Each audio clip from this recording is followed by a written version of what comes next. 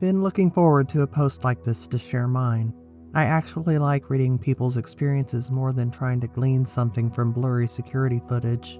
So one of my closest friends growing up lived in a house that was beyond a reasonable doubt haunted AF.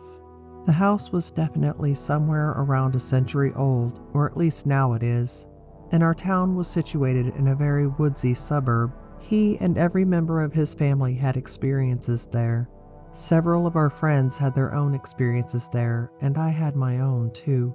Honestly, it would be impossible to try and condense it down into one experience, and I believe it's worth sharing the accounts I can remember.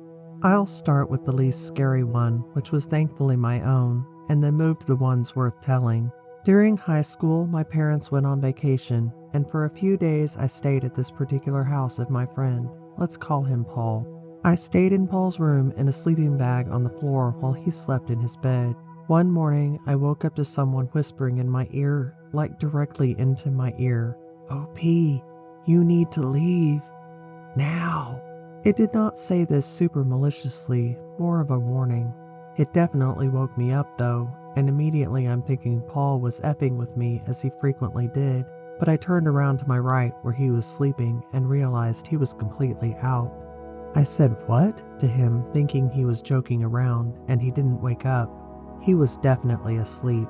It was quiet and still too early for even Paul's parents to be up. Then it hit me, as it still hits me today. I heard the whisper in my left ear, and Paul was on my right side. Paul had other experiences in that same room.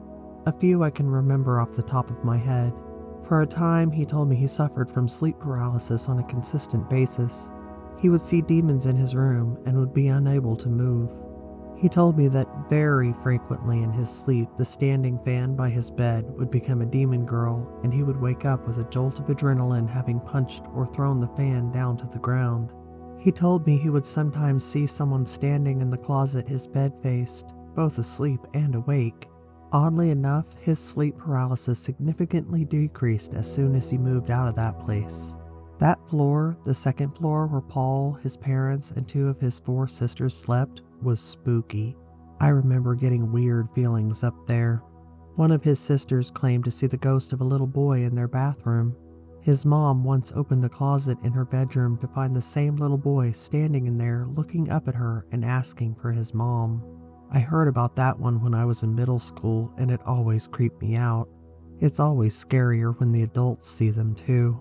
Before my own experience, I generally thought Paul was just trying to F with me when he would tell me about those other experiences. Most of our other friends were the same way, thinking Paul was full of poop. Even after my own experience, at times I thought I just as easily could have dreamt it up. But then, a few of those same friends, some of them complete non-believers beforehand, had their own experiences, and that changed my whole idea of the house. Once a year, Paul and his family would take a trip and have someone take care of their 2 dogs. One of our mutual friends came over to do just that one day. When she got there that evening to feed the dogs, the house was dark and empty. For some context, the dogs were being fed near the kitchen, and adjacent to the kitchen was the dining room, which led further away into the entryway, and after that a small living room. Well, not long after feeding the dogs, she heard a blood-curdling scream. A dang shriek coming from that living room, like someone was inside with her. She booked it outside with the dogs, checked for intruders, and saw no one was there. I'm pretty sure after that she called Paul, told him what happened, and he laughed and said, "Yeah, stuff like that happens sometimes." A couple years later, one of the bigger doubters in our group, who thought all of us were full of poop, had his own experience. Paul hosted a fair amount of parties back then, and usually we would use his basement to avoid any sort of noise complaints. All of us are in the basement having a good time, and this particular friend of ours decides to run up and grab another drink from upstairs. Mind you, this friend is not the kind of guy to get completely effed up. Like, he'll only ever have a beer or 2 at most. So for all intents and purposes, he's sober. He goes up, and the ground floor was completely empty as everyone is in the basement. There was a porch directly outside the dining room, entryway, living room, and it extended long ways across the back of the house. As our friend was walking into the dining room to grab a beer off the table, He sees a tall, grim-looking woman standing on the porch outside, looking through the window directly at him. He knows something is wrong because she's sort of featureless and also standing outside by herself, looking inside. He takes his eyes off her for one moment, looks back, and she's gone. A few days later, he tells Paul what happened, and Paul tells him how he and his siblings have seen that same woman before. Our friend becomes a believer. The basement was creepy as heck, but I can only think of one thing that ever happened down there. It was more of a storage cellar than anything. We still used it for parties and just generally hanging out, but it was so cluttered with random stuff that whole areas of the room were completely cut off. At some point in college one summer when I was back home, Paul and his family were doing the annual Throw Old Stuff Away Fest, and he openly invited some friends to come help. I came one day, and when I got there, Paul's dad nonchalantly told me, "You get to see the secret room." Turns out that in the far corner of the basement, behind a bunch of clutter, was a little storage closet nobody, besides maybe Paul's parents, knew about. We investigated it that day, and in it we found a bunch of random old stuff. I can't remember everything exactly. I don't even know if Paul's family knew what this stuff was. But among it, I specifically remember finding this very old-fashioned vintage music box. You know, like the one in The Conjuring with the dancing ballerina, that kind of thing.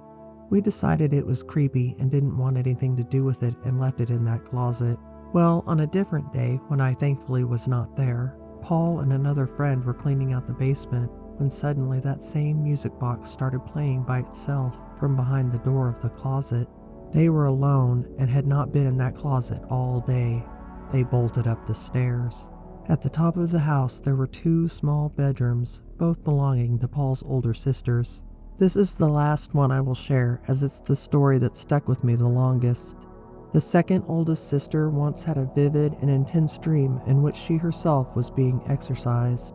A demon was being forced out of her as a group of priests were standing over her convulsing body, shouting verse at her, and she remembered it just being crazy intense.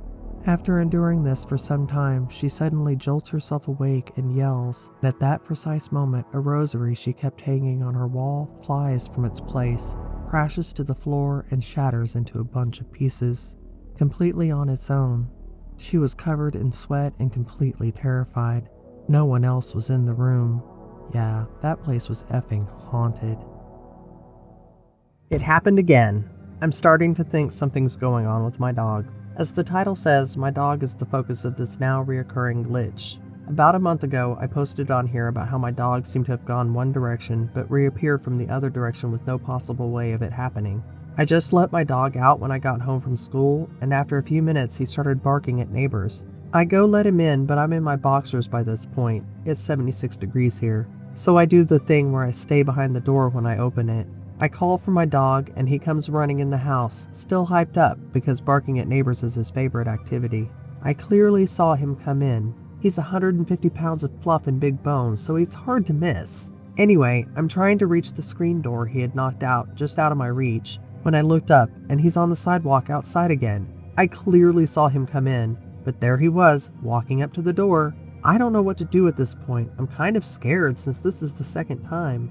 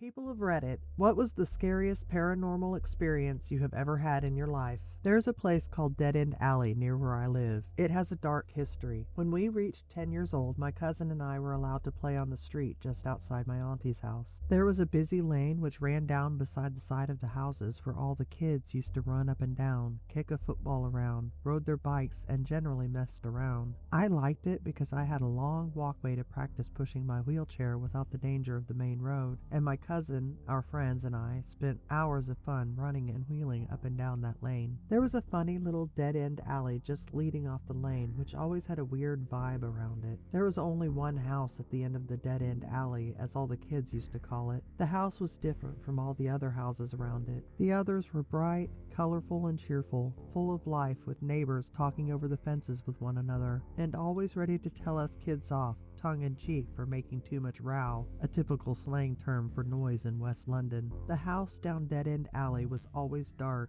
Even on a sweltering hot summer's day, it always seemed to have a gloom hanging over it like a dark, ominous cloud. Obviously, we being merely 10 years old, were banned by my mama and aunt from going anywhere near the alley, let alone the empty, abandoned house. Although my older cousin and his mates, who were 13, hung around Dead End Alley from time to time with the sole purpose of frightening his little sister and me with horror stories of the house and its imaginary monstrous inhabitants.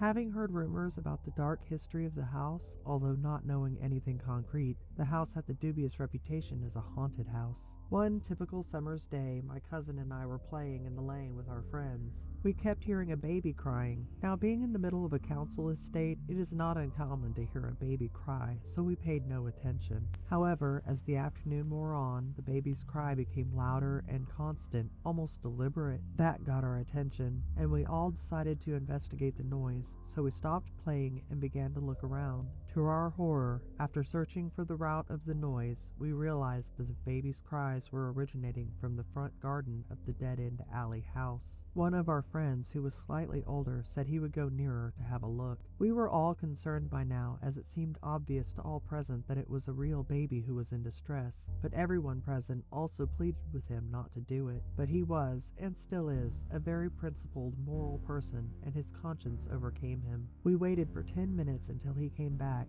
He looked awful. His face was white as a sheet, and he looked physically shaken. He told us that he went into the garden, but there was no sign of a baby anywhere. His best mate asked him if he saw anything else, and just nodded and said, "I don't want to talk about it." Nobody forced the issue. In fact, I think everyone was secretly relieved about it. We left very quickly and returned to the safety of home. Years after, my cousin and I were talking to her mom, and she began to tell us about the history of the local area. The subject of the Dead End Alley house came up. We were horrified by what my auntie told us. It still gives me chills talking about it now. In the 1940s, the area where their family lived was way rougher than it was present day. Lots of domestic violence, gangs, prostitution, and unwed mothers. Also a high pregnancy rate, which is to be expected in some ways, what with the war. Along with it came a fair percentage of unwanted babies. It turns out that the house in Dead End Alley was a baby farm, where women took their babies that they couldn't look after or didn't want to women or couples, and for a fee they would take these abandoned infants in and find good homes for them. It was said by the locals that the couple running the baby farm was quite an unsavory pair, and there were rumors at the time of coercion and intimidation of young unwed mothers to give the awful couple their babies, and neglect and abuse of their young charges. Then the scandal was uncovered in the 1950s. My auntie didn't know the full facts. The remains of several infant bodies were found in the front garden in a shed where the husband kept his gardening tools.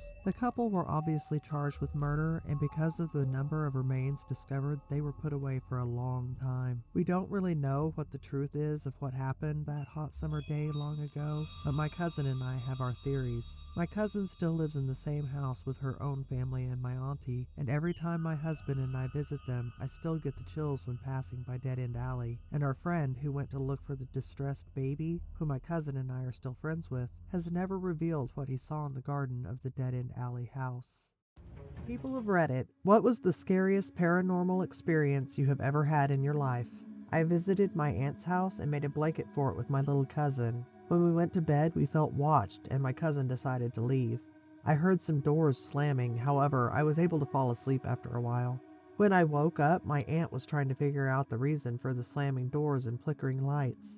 It turns out she wasn't the reason behind the slamming doors, which was confusing. My mom suddenly chimed in and asked my aunt why she was watching me sleeping for a long time. Apparently she wasn't, and the clothes she was wearing wasn't even in her closet, visiting again in April. For reference, the blanket fort was in the living room, and the room my mom was staying in was connected to it along with the bathroom. When she had to use the bathroom in the middle of the night, she noticed my aunt crouched down watching me sleep, and she never replied to my mom calling out to her, so she went back to bed. Earlier in my night, me and my cousin just felt as though we were being watched and felt a weird feeling of anxiety. Anyway, it was a strange night.